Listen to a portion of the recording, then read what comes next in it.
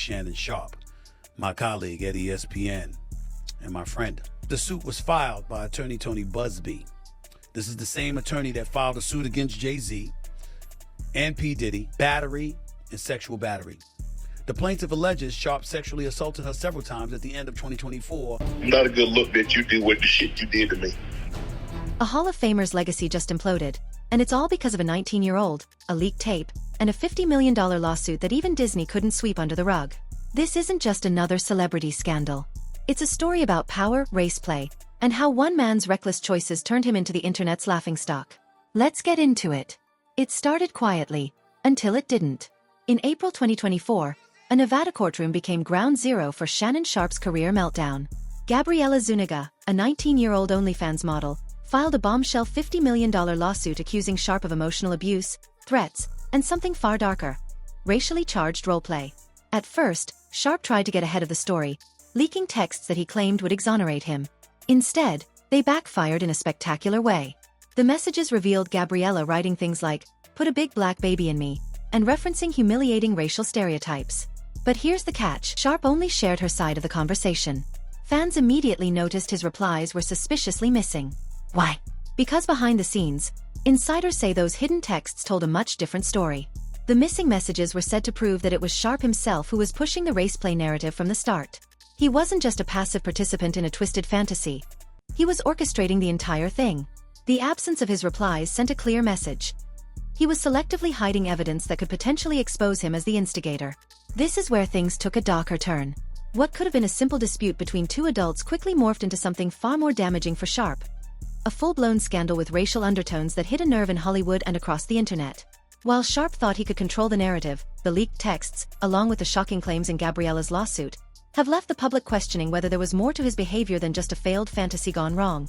Disney doesn't play games with its image. The second those texts went viral, ESPN's higher-ups held emergency meetings. A source close to the network put it bluntly: Sharpe was done the moment Disney heard "big black guy choke small white woman" in that audio clip. In Hollywood, optics are everything, and the sheer weight of that phrase was enough to make executives at ESPN hit the panic button.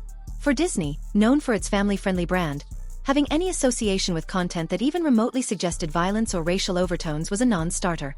The backlash would have been immediate, massive, and unforgiving. Sharpe may have thought he could weather the storm, but once that audio clip, unmistakably capturing his words, hit the public's ears, it was clear his career at ESPN was irreversibly damaged. Sharpe, trying to salvage some control of the narrative, insisted that he was stepping away temporarily to clear his name. But sources inside the network paint a different picture. One that paints his departure as anything but voluntary. According to them, there was no debate, no negotiations, and certainly no second chances. Sharpe was forced out. The powers that be at ESPN weren't just distancing themselves from a man who had been the face of their programming for years. They were pulling the plug on any association, hoping to mitigate the damage as quickly as possible. Even his longtime colleague, Stephen A. Smith, threw some subtle shade on his podcast.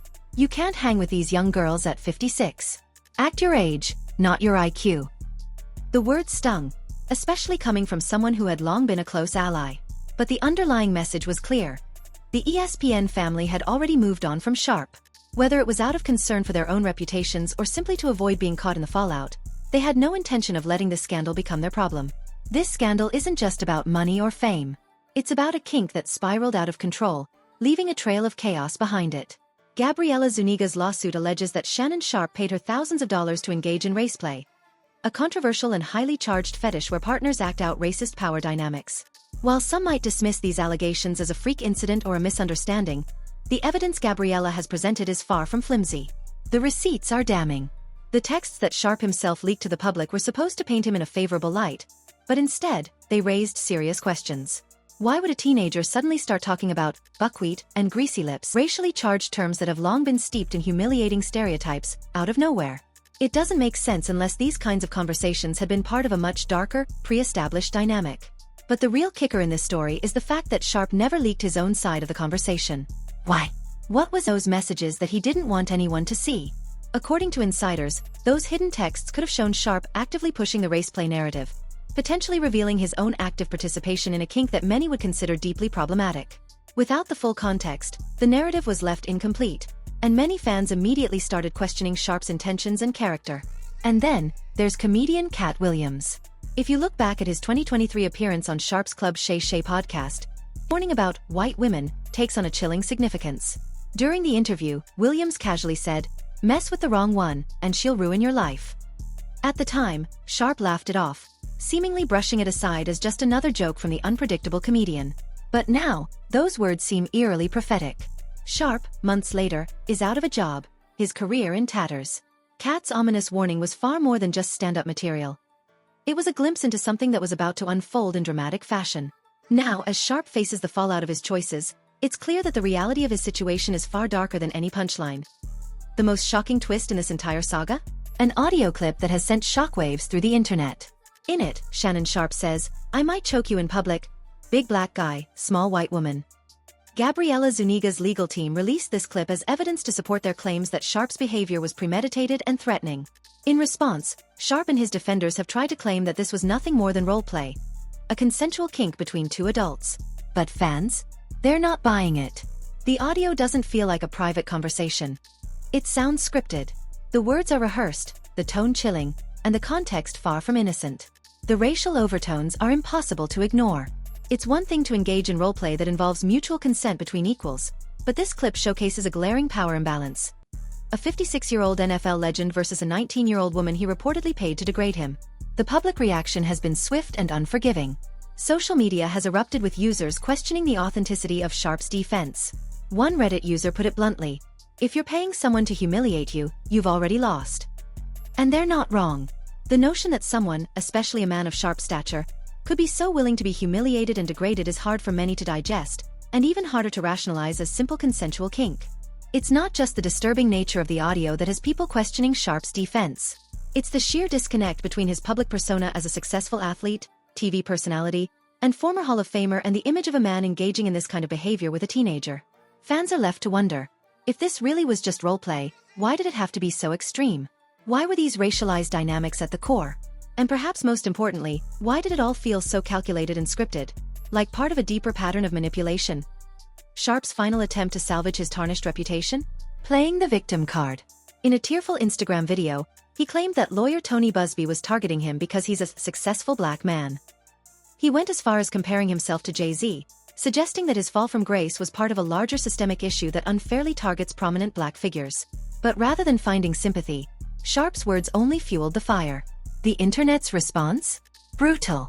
Comments flooded in, dismantling his narrative.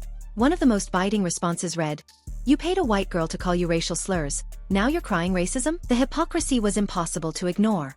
How could Sharpe, a man accused of paying for and participating in racially charged roleplay, suddenly shift the conversation to racism when he was the one who appeared to be perpetuating it? Even some of Sharpe's own supporters turned on him. One viral tweet captured the collective sentiment. "This isn't systemic oppression. This is a 56-year-old man who forgot to act his age." People weren't buying the narrative of racial victimhood. They saw Sharpe's actions as an undeniable betrayal of the very values he once stood for. It wasn't about race or a larger conspiracy. It was about a man, well past his prime, making reckless choices that shattered his career and reputation. By trying to deflect the blame and frame himself as a victim, Sharpe only further alienated the public. Instead of acknowledging the gravity of his actions and the harm they caused, he leaned into an already debunked defense. It's no wonder the backlash was so severe. What started as a scandalous affair involving questionable behavior now became an issue of accountability, personal responsibility, and the refusal to face uncomfortable truths. The more Sharpe tried to shift the narrative, the more the internet reminded him, "You dug your own grave, let's be clear. Sharpe's career isn't just damaged. It's obliterated." ESPN didn't just pull him from their lineup. They erased him entirely from upcoming NFL coverage. His name has been scrubbed from all programming, and any mention of his involvement with the network is now a distant memory. The once beloved analyst, who was a mainstay on sports broadcasts, has become persona non grata. His podcast, Club Shay Shay, which had become a platform for candid, often controversial conversations, saw its sponsors vanish overnight. Brands don't want to be associated with a figure embroiled in such a scandal, and advertisers quickly jumped ship, severing ties with the show. What was once a highly respected voice in sports commentary is now just a faded echo. Even his long-running ED pill ads, which used to pop up regularly across various platforms, have now turned into memes. They've been mocked relentlessly on social media, with people laughing at the irony of a man whose personal life has spiraled into chaos trying to sell solutions to his own alleged problems. But here's where the story takes another dark turn. Gabriella might not be done. Rumors have begun circulating that she's sitting on a video that makes the leaked audio sound tame in comparison. If that tape drops, it won't just be another layer to the scandal. It will be the final nail in the coffin. Sharpe won't just be a tabloid headline. He'll become a cautionary tale about the dangers of unchecked power, toxic fetishes, and how one man's recklessness destroyed everything he built. If the video is real, and if it's as damaging as sources claim, Sharpe will not just fade into irrelevance. He'll be marked for good, remembered not as an NFL legend, but as a warning for anyone who thinks they can escape the consequences of their actions. This isn't just about Sharpe. It's about what happens when fame, ego, and poor judgment collide. Cat Williams and Monique tried to warn him, date your age. These young girls will wreck you. He ignored them, and now he's proof that even legends can fall. So, was Sharpe set up? Or did he torch his own career? The answer's probably somewhere in the middle. But one thing's certain, the internet won't let him forget it. Drop a comment. Should ESPN have fired him faster? Or was Sharpe unfairly cancelled? Let's debate. And if you think this story's wild, wait until tomorrow. We're diving into the next scandal they're desperate to hide.